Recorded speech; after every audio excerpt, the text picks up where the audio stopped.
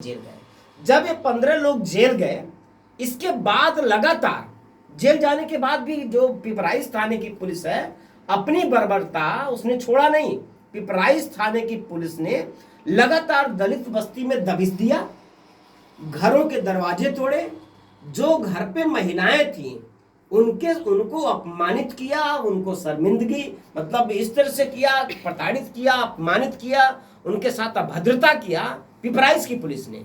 जबकि गांव में जितने भी पुरुष थे मैक्सिमम ज्यादातर जेल जा चुके थे और कुछ जो बचे थे नौजवान उस डर के मारे बाहर भाग चुके थे। सिर्फ घरों में महिलाएं थी। ये है गोरखपुर, जो गोरखपुर में पुलिस की हकीकत। उसके बावजूद ये तांडव पुलिस ने किया। फिर 25/9/2022 को दोबारा एक उसी गांव के नौजवान हैं भाई लक्ष्मी नारायण जो सामने बैठे। ये आदमी अपने रिश्तेदारी में गया था, चूंकि ये उस घटना का गवाह भी था।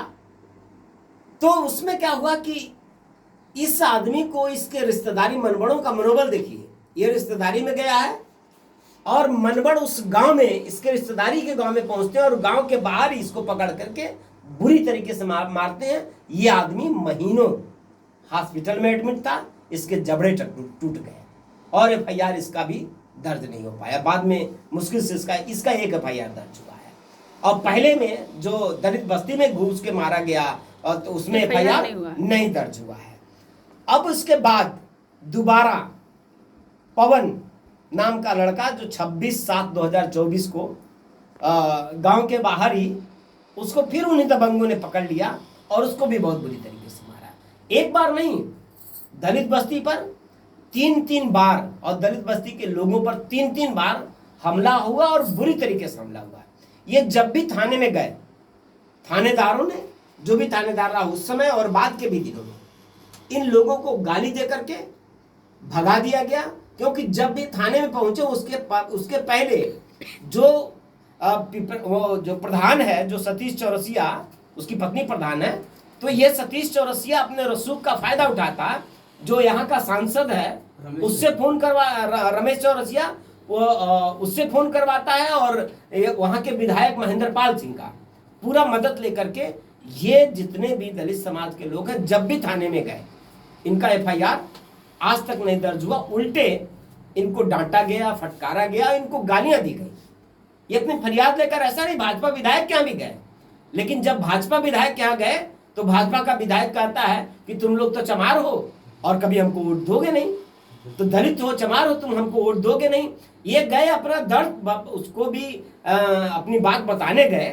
तो वो है जो जनप्रतिनिधि, जो उसका कर्तव्य है, उस कर्तव्य को न निभाते हुए उसने अपना जातिवादी चेहरा, और कैसे इस सरकार में दलितों का कोई जगह नहीं है, दलितों के लिए कोई सम्मान नहीं है, दलितों को कहीं न्याय नहीं मिल सकता है, यह बात इसका प्रमाण है कि जब ये विधायक के पास जाते हैं तो वो विधायक इनका जाति पूछ करके और कहता कि तुम लोग तो चमार हो और तुम लोगों से हम लोगों का क्या मतलब, चाहे मरो चाहे जियो, उससे हमसे क्या मतलब, और थाने में भी जाओगे तो कोई कार्रवाई नहीं होगी, हम रोक देंगे।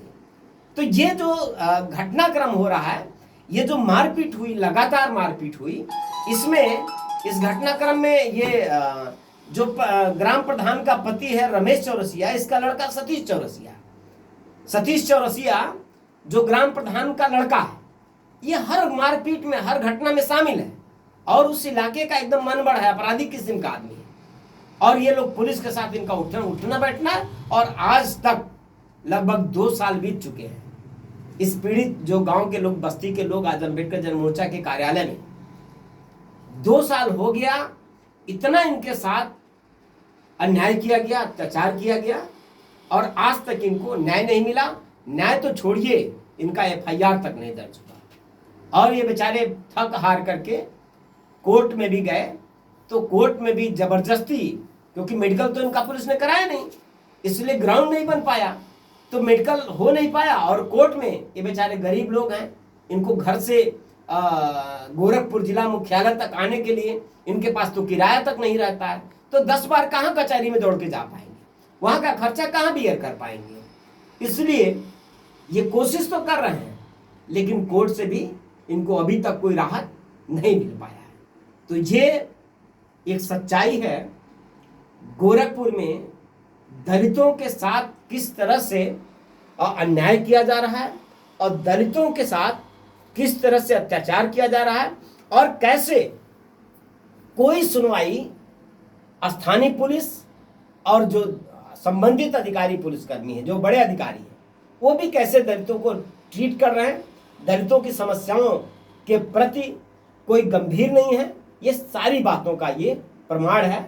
बहरहाल अब ये लड़ाई इनकी अंबेडकर जन मोर्चा लड़ेगी। न्याय नहीं मिला है, इनको न्याय हम दिलाएंगे। अगर इनको न्याय नहीं मिला तो पुलिस प्रशासन और जिला प्रशासन के लिए ये बहुत भारी भी पड़ेगा। अंबेडकर जन मोर्चा हर गरीब, दलित, पिछड़े, कमजोर के साथ है। हम उनकी लड़ाई लड़ते हैं और लड़ाई लड़ेंगे। ये बहुत तकलीफ की बात है कि मतलब ये लोग महीनों महीनों, दलित बस्ती के लोग घर छोड़ करके भागने के लिए मजबूर रहे, इनको आज तक न्याय नहीं मिला, तो न्याय आखिर कैसे मिलेगा, ये समझने की बात है। और सरकार जिस तरह से दावा करती है अखबारों में, टीवी में कि हम सबको न्याय देंगे, ये इनका न्याय का काला चेहरा है। यह न्याय रूपी इनका काला चेहरा है। गोरखपुर पुलिस संवेदनहीन है। उनकी संवेदनहीनता का ये सबसे बड़ा प्रमाण है कि आज भी 2 साल हो गया, मारे गए दलित, उत्पीड़न इनका हुआ, मारे गए, FIR इनके ऊपर हुआ, जेल इनको भेजा गया, लेकिन आज तक न्याय नहीं मिल पाया। तो ये पुलिस का, गोरखपुर की पुलिस का ये काला चेहरा है, ये एक सच्चाई है, एक हकीकत है। और ये अन्याय रूपी जो चेहरा है, हम इसका पर्दाफाश भी करेंगे और इस परिवार को, दलित बस्ती के लोगों को हम न्याय दिलाएंगे। और सरकार से और पुलिस प्रशासन से ये मांग भी करते हैं कि समय है, इन परिवारों को आप न्याय दीजिए। आप न्याय नहीं देंगे तो अंबेडकर जन मोर्चा जब कदम उठाएगा तो निश्चित तौर पे आपके लिए बहुत भारी पड़ेगा।